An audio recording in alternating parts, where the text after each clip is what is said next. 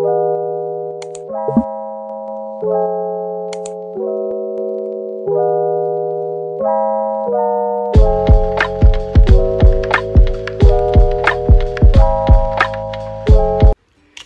semuanya, perkenalkan nama saya Milani Kezawangsa Putri. Saya adalah mahasiswa Fakultas Ilmu Kesehatan Program D3 Keperawatan Universitas Veteran Jakarta.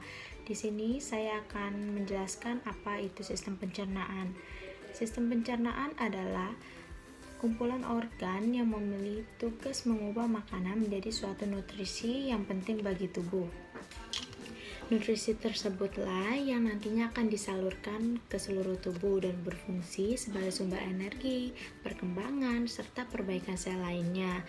Organ pencernaan manusia juga berperan dalam membuang zat beracun beserta sisa makanan lewat urin maupun feses. Nah, makanan yang kita konsumsi akan mengalami dua proses pencernaan, yaitu proses pencernaan mekanik dan juga proses pencernaan kimiawi. Nah, kalau pencernaan mekanik itu terjadi di rongga mulut. Pencernaan ini terjadi ketika kita sedang mengunyah makanan, sedangkan pencernaan kimiawi adalah pencernaan yang dilakukan di rongga mulut, di lambung, serta usus dengan bantuan enzim.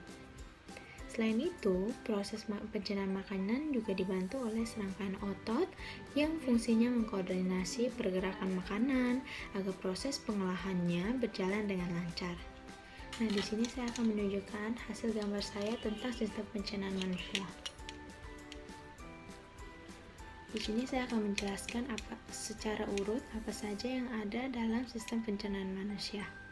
Nah, yang pertama adalah mulut. Di dalam mulut terjadi proses pencernaan paling awal, yaitu berupa penghancuran makanan dengan bantuan gigi dan lidah. Proses tersebut dinamakan pencernaan mekanik serta berlangsung saat kita mengunyah, ya seperti sudah saya katakan tadi. Nah, sedangkan pencernaan kimiawi melibatkan enzim tialin dari air liur yang dihasilkan oleh kelenjar ludah. Tialin ini berfungsi mengubah amila menjadi glukosa. Oleh sebab itu, ketika kita sedang mengunyah nasi, lama-lama nasi tersebut terasa manis karena peran enzim tialin tadi.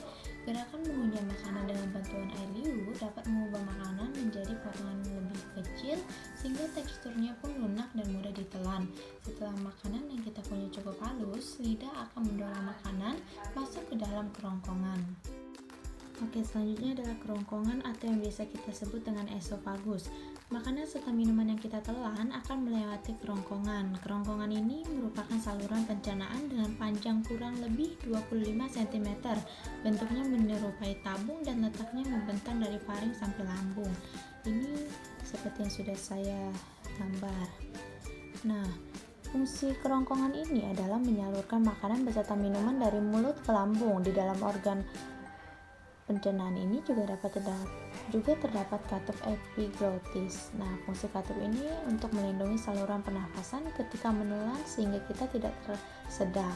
Selanjutnya, kerongkongan melakukan gerakan peristaltik, yakni gerakan meremas-remas yang bertujuan mendorong makanan agar sampai ke dalam lambung. Selanjutnya adalah lambung. Bentuk lambung yaitu seperti kantong dengan dinding berotot. Sama dengan rongga mulut, proses pencernaan di lambung juga dilakukan secara mekanik dan kimiawi. Pencernaan mekanik berlangsung saat makanan serta minuman diremas, kemudian diaduk menjadi bubur makanan atau kim oleh otot polos. Sedangkan pencernaan kimiawi pada lambung terjadi ketika makanan dicerna dengan bantuan enzim, juga getah lambung yang dihasilkan dari sel kelenjar dinding lambung. Nah, enzim tersebut adalah pepsin, renin, lipase, dan asam klorida. Keempatnya mempunyai peran yang berbeda loh. Nah, kalau enzim pepsin ini berfungsi mengubah protein menjadi peptom. Sedangkan renin dengan bantuan ion kalsium berperan menggumpalkan protein susu atau kasein. Lipase. Nah, gunanya lipase ini sebagai penyemecah lemak menjadi asam lemak dan gliserol.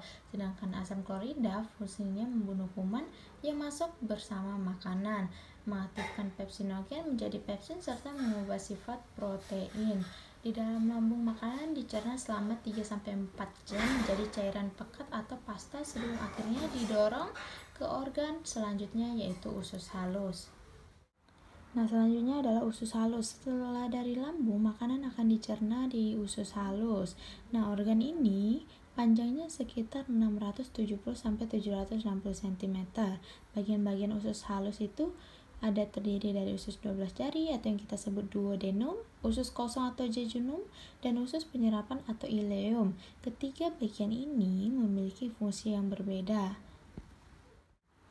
Selanjutnya adalah usus besar. Usus besar atau kolon berfungsi membuang air atau bahan tidak tercerna lainnya serta membentuk limbah padat berupa feses. Selain itu, kolon juga berperan dalam penyerapan air dan vitamin K. Di dalam kolon ini terjadi pembusukan sisa-sisa makanan dengan bantuan bakteri Escherichia coli. Sisa makanan yang tidak tercerna akan disimpan di rektum bercampur dengan feses sebelum dikeluarkan dari tubuh melalui anus. Adalah rektum dan anus. Rektum adalah bagian akhir dari usus besar yang berfungsi sebagai tempat penampungan feses sementara sebelum dikeluarkan dari tubuh.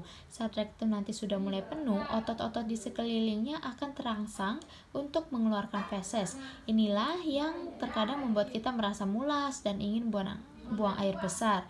Feses nantinya akan dikeluarkan melalui anus. Nah, anus merupakan bagian paling akhir dari saluran pencernaan yang berbatasan langsung dengan lingkungan luar.